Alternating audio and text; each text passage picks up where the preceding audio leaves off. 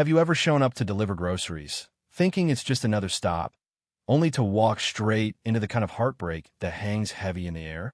That was me, Harper Bennett, one ordinary Thursday, trying to make rent, wearing sneakers that squeaked with every step. I'd never even heard of Cedar Ridge Drive before that day, let alone imagine myself standing outside the mansion at number 88, bags in hand, freezing rain dripping off my hood. All I wanted was to finish my shift, maybe splurge on a cheap coffee, but you know how life works, it never checks with your plans. I buzzed the gate, no answer. Then, through the rain, I heard Ida, a child's cry. Not loud, not panic, just persistent, the kind that pulls at something deep inside you. I hesitated, most folks would, right? But I guess I've always been the type to run toward the crying, not away. So I pushed that iron gate open, heart hammering, and walked straight into someone else's private storm. Inside, the place was too quiet, too grand, the kind of home that should be full of laughter, but instead felt frozen in time. There on the hallway floor was a little boy, knees pulled tight to his chest, face streaked with tears and dust. He couldn't have been older than 6. I kept my voice low, careful, try not to scare him. "Hey, buddy, it's okay. I'm Harper. I brought your groceries." No response. Just those wide, haunted eyes. I could see it in his face. He'd been waiting for someone to notice him for a long, long time.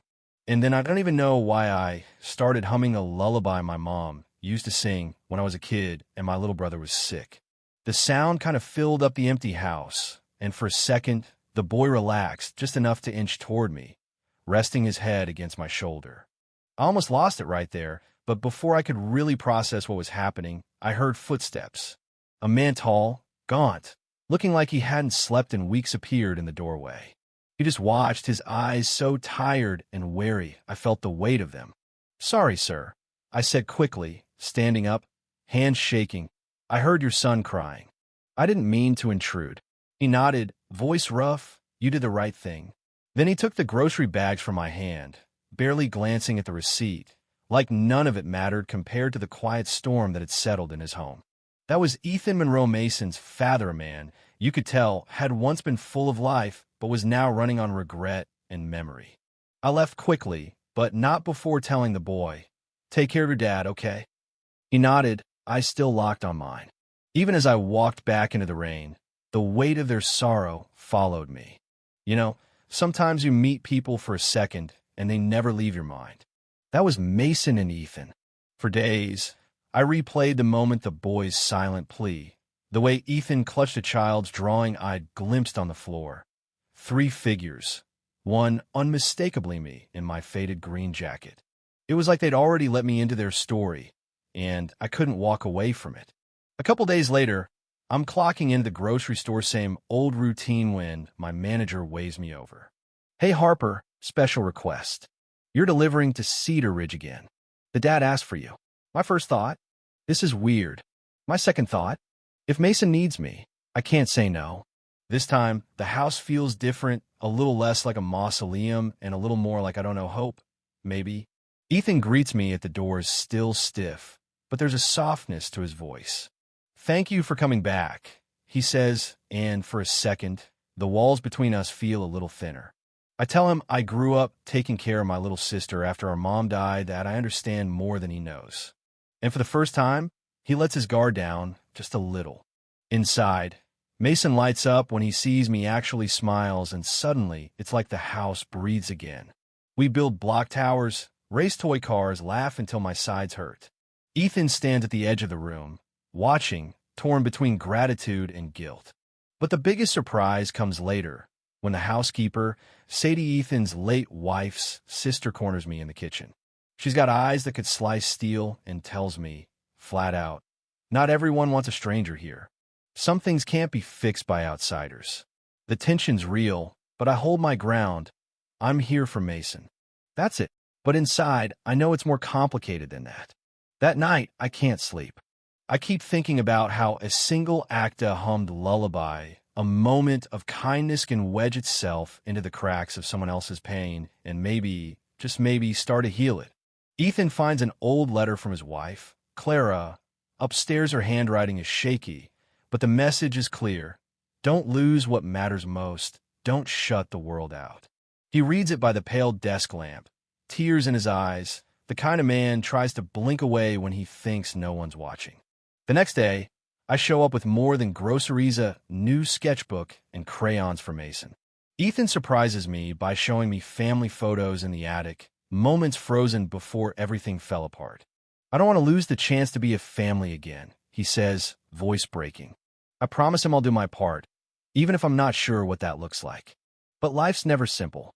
Sadie storms in, demanding a family meeting, questions about trust, grief, letting go. Ethan defends me, tells Haran himself that Mason needs this new beginning, even if it's scary. For the first time, Sadie's anger cracks just a bit.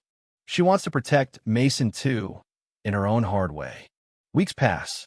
Laughter slowly returns to that big, lonely house. Mason's voice grows stronger. His smiles come easier. Sadie keeps her distance at first, but over time, even she softens, drawn in by the simple, stubborn joy that keeps breaking through the silence.